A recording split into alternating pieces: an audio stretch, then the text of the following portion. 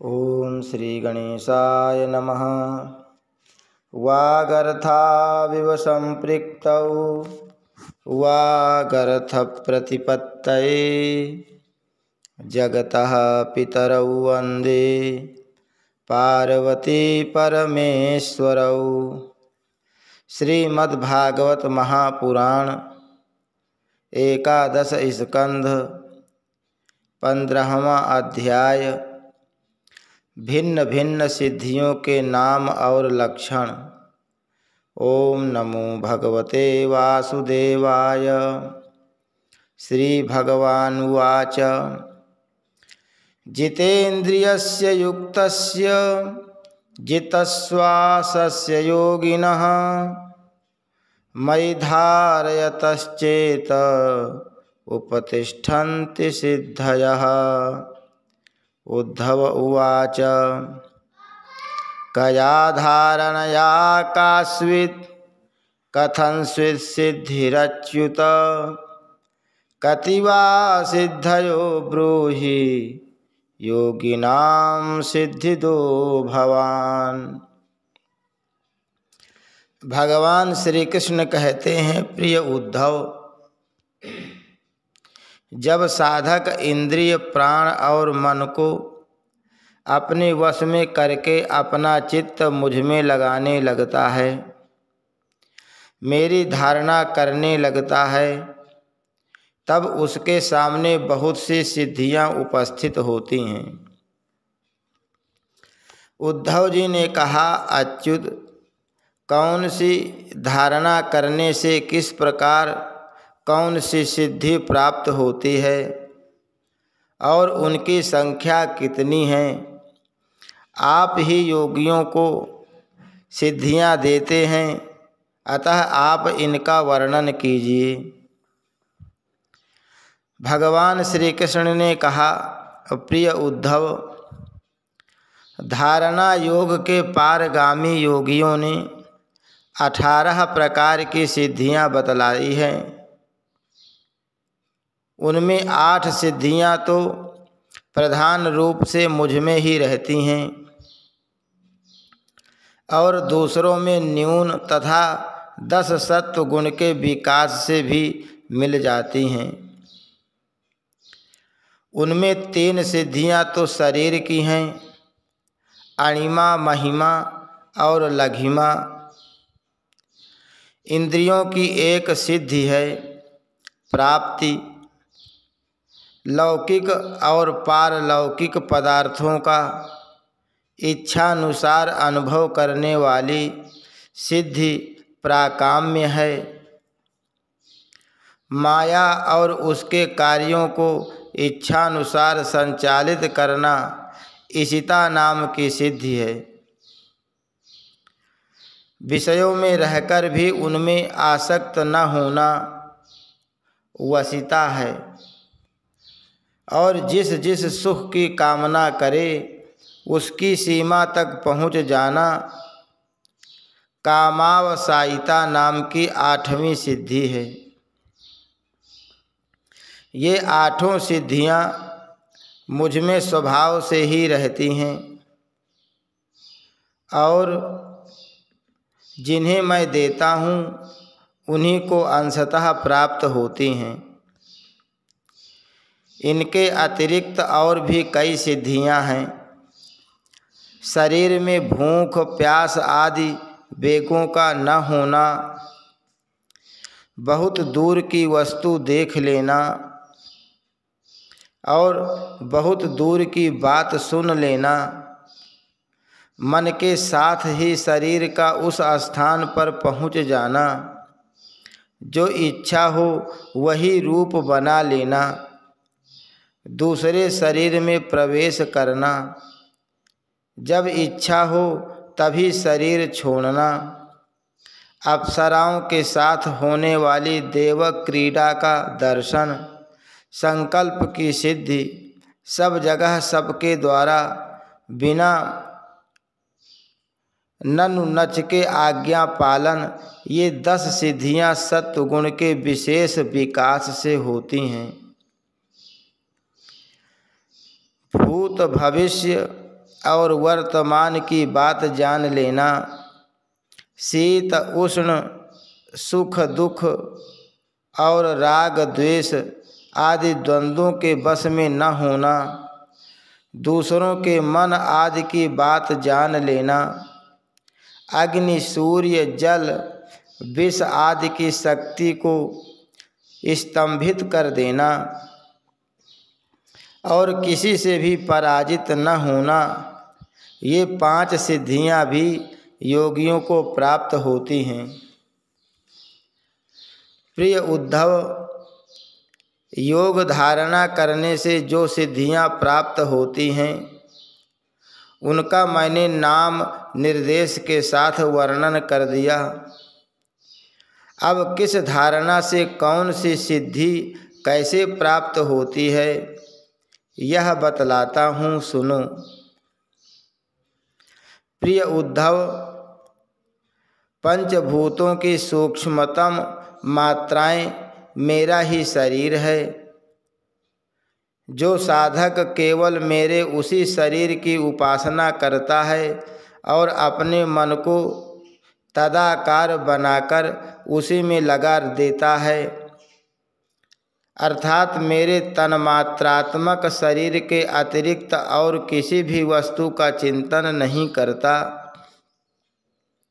उसे अणिमा नाम की सिद्धि अर्थात पत्थर की चट्टान आदि में भी प्रवेश करने की शक्ति अनुता प्राप्त हो जाती है।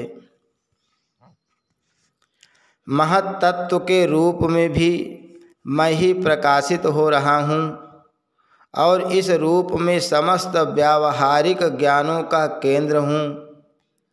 जो मेरे उस रूप में अपने मन को महत तत्वाकार करके तन्मय कर देता है, उसे महिमा नाम की सिद्धि प्राप्त होती है।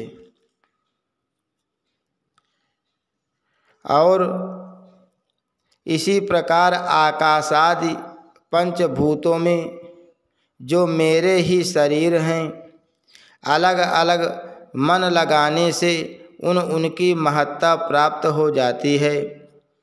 यह भी महिमा सिद्धि के ही अंतर्गत है। जो योगी वायु आदि 4 भूतों के परमाणुओं को मेरा ही रूप समझकर चित्त को तदाकार कर देता है, उसे लघिमा सिद्धि प्राप्त हो जाती है। उसे परमाणु रूप काल के समान पृथ्वी आदि के परमाणुओं में गुरुत्व विद्यमान रहता है। इसी से उसका भी निषेध करने के लिए काल के परमाणु की समानता बताई है। काल के समान सूक्ष्म वस्तु बनने का सामर्थ्य प्राप्त हो जाता है। जो सात्विक अहंकार को मेरा स्वरूप समझकर मेरे उसी रूप में चित्त की धारणा करता है, वह समस्त इंद्रियों का अधिष्ठाता हो जाता है। मेरा चिंतन करने वाला भक्त इस प्रकार प्राप्ति नाम की सिद्धि प्राप्त कर लेता है। जो पुरुष मुझ महत्तत्वाभिमानी सूत्रात्मा में अपना चित्त स्थिर करता है, उसे मुझ अव्यक्त जन्मा सूत्रात्मा की प्राकाम्य नाम की सिद्धि प्राप्त होती है, जिससे इच्छानुसार सभी भोग प्राप्त हो जाते हैं। जो त्रिगुणमयी माया के स्वामी मेरे काल स्वरूप विश्वरूप की धारणा करता है, वह शरीरों और जीवों को अपने इच्छानुसार प्रेरित करने की सामर्थ्य प्राप्त कर लेता है। इस सिद्धि का नाम ईशित्व है। जो योगी मेरे नारायण स्वरूप में, जिसे तुरीय और भगवान भी कहते हैं, मन को लगा देता है, मेरे स्वाभाविक गुण उसमें प्रकट होने लगते हैं और उसे वसिता नाम की सिद्धि प्राप्त हो जाती है। निर्गुण ब्रह्म भी मैं ही हूँ, जो अपना निर्मल मन मेरे इस ब्रह्म रूप में, इस ब्रह्म स्वरूप में स्थित कर लेता है, उसे परमानंद स्वरूपिणी कामा वसायिता नाम की सिद्धि प्राप्त होती है। इसके मिलने पर उसकी सारी कामनाएं पूर्ण हो जाती हैं, समाप्त हो जाती हैं। प्रिय उद्धव, मेरा वह रूप जो श्वेत द्वीप का स्वामी है, अत्यंत शुद्ध और धर्ममय है। जो उसकी धारणा करता है वह भूख प्यास जन्म मृत्यु और शोक मोह इन 6 उर्मियों से मुक्त हो जाता है और उसे शुद्ध स्वरूप की प्राप्ति होती है। मैं ही समष्टि प्राण रूप आकाशात्मा हूँ, जो मेरे इस स्वरूप में मन के द्वारा अनाहत नाद का चिंतन करता है, वह दूरश्रवण नाम की सिद्धि से संपन्न हो जाता है और आकाश में उपलब्ध होने वाली विविध प्राणियों की बोली सुन समझ सकता है। जो योगी नेत्रों को सूर्य में और सूर्य को नेत्रों में संयुक्त कर देता है और दोनों के संयोग में मन ही मन मेरा ध्यान करता है, उसकी दृष्टि सूक्ष्म हो जाती है, उसे दूरदर्शन नाम की सिद्धि प्राप्त होती है और वह सारे संसार को देख सकता है। मन और शरीर को प्राणवायु के सहित मेरे साथ संयुक्त कर दे और मेरी धारणा करे तो इससे मनोजव नाम की सिद्धि प्राप्त हो जाती है। इसके प्रभाव से वह योगी जहाँ भी जाने का संकल्प करता है, वहीं उसका शरीर उसी क्षण पहुँच जाता है।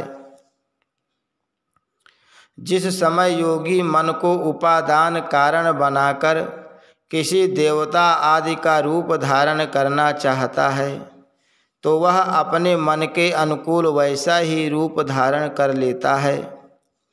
इसका कारण यह है कि उसने अपने चित्त को मेरे साथ जोड़ दिया है। जो योगी दूसरे शरीर में प्रवेश करना चाहे, वह ऐसी भावना करे कि मैं उसी शरीर में हूँ। ऐसा करने से उसका प्राण वायु रूप धारण कर लेता है और वह एक फूल से दूसरे फूल पर जाने वाले भंवरे के समान अपना शरीर छोड़कर दूसरे शरीर में प्रवेश कर जाता है। योगी को यदि शरीर का परित्याग करना हो तो एड़ी से गुदा द्वार को दबाकर प्राण वायु को क्रमशः हृदय, वक्षस्थल, कंठ और मस्तक में ले जाए, फिर ब्रह्मरंध्र के द्वारा उसे ब्रह्म में लीन करके शरीर का परित्याग कर दे। यदि उसे देवताओं के विहार स्थलों में क्रीड़ा करने की इच्छा हो तो मेरे शुद्ध सत्वमय स्वरूप की भावना करे। ऐसा करने से सत्वगुण की अंश स्वरूपा सुर सुंदरियाँ विमान पर चढ़कर उसके पास पहुँच जाती हैं। जिस पुरुष ने मेरे सत्य संकल्प स्वरूप में अपना चित्त स्थित कर दिया है, उसी के ध्यान में संलग्न है, वह अपने मन से जिस समय जैसा संकल्प करता है उसी समय उसका वह संकल्प सिद्ध हो जाता है। मैं ईशित्व और वशित्व इन दोनों सिद्धियों का स्वामी हूँ, इसलिए कभी कोई मेरी आज्ञा टाल नहीं सकता। जो मेरे उस स्वरूप का उस रूप का चिंतन करके उसी भाव से युक्त हो जाता है। मेरे समान उसकी आज्ञा को भी कोई टाल नहीं सकता। जिस योगी का चित्त मेरी धारणा करते करते मेरी भक्ति के प्रभाव से शुद्ध हो गया है, उसकी बुद्धि जन्म मृत्यु आदि अदृष्ट विषयों को भी जान लेती है, और तो क्या भूत भविष्य और वर्तमान की सभी बातें उसे मालूम हो जाती हैं। जैसे जल के द्वारा जल में रहने वाले प्राणियों का नाश नहीं होता, वैसे ही जिस योगी ने अपना चित्त मुझ में लगाकर शिथिल कर दिया है, उसके योगमय शरीर को अग्नि जल आदि कोई भी पदार्थ नष्ट नहीं कर सकते। जो पुरुष श्रीवत्स आदि चिन्ह और शंख गदा चक्र पद्म आदि आयुधों से विभूषित तथा ध्वजा छत्र चंवर आदि से संपन्न मेरे अवतारों का ध्यान करता है, वह अजेय हो जाता है। इस प्रकार जो विचारशील पुरुष मेरी उपासना करता है और योग धारणा के द्वारा मेरा चिंतन करता है, उसे वे सभी सिद्धियां पूर्णतः प्राप्त हो जाती हैं जिनका वर्णन मैंने किया है। प्यारे उद्धव, जिसने अपने प्राण मन और इंद्रियों पर विजय प्राप्त कर ली है, जो संयमी है और मेरे ही स्वरूप की धारणा कर रहा है, उसके लिए ऐसी कोई भी सिद्धि नहीं जो दुर्लभ हो। उसे तो सभी सिद्धियां प्राप्त ही हैं। परंतु श्रेष्ठ पुरुष कहते हैं कि जो लोग भक्ति योग अथवा ज्ञान योग आदि उत्तम योगों का अभ्यास कर रहे हैं, जो मुझसे एक हो रहे हैं, उनके लिए इन सिद्धियों का प्राप्त होना एक विघ्न ही है, क्योंकि इनके कारण व्यर्थ ही उनके समय का दुरुपयोग होता है। जगत में जन्म, औषधि, तपस्या और मंत्रादि के द्वारा जितनी सिद्धियां प्राप्त होती हैं, वे सभी योग के द्वारा मिल जाती हैं, परंतु योग की अंतिम सीमा मेरे सारूप्य सालोक्य आदि की प्राप्ति बिना मुझ में चित्त लगाए किसी भी साधन से नहीं प्राप्त हो सकती। ब्रह्मवादियों ने बहुत से साधन बतलाए हैं। योग, सांख्य और धर्म आदि उनका एवं समस्त सिद्धियों का एकमात्र मैं ही हेतु स्वामी और प्रभु हूँ। जैसे स्थूल पंचभूतों में बाहर भीतर सर्वत्र सूक्ष्म पंच महाभूत ही हैं, सूक्ष्म भूतों के अतिरिक्त स्थूल भूतों की कोई सत्ता ही नहीं है, वैसे ही मैं समस्त प्राणियों के भीतर दृष्टा रूप से और बाहर दृश्य रूप से स्थित हूँ। मुझ में बाहर भीतर का भेद भी नहीं है, क्योंकि मैं निरावरण एक अद्वितीय आत्मा हूँ। हरि शरणम। श्री कृष्णार्पणमस्तु।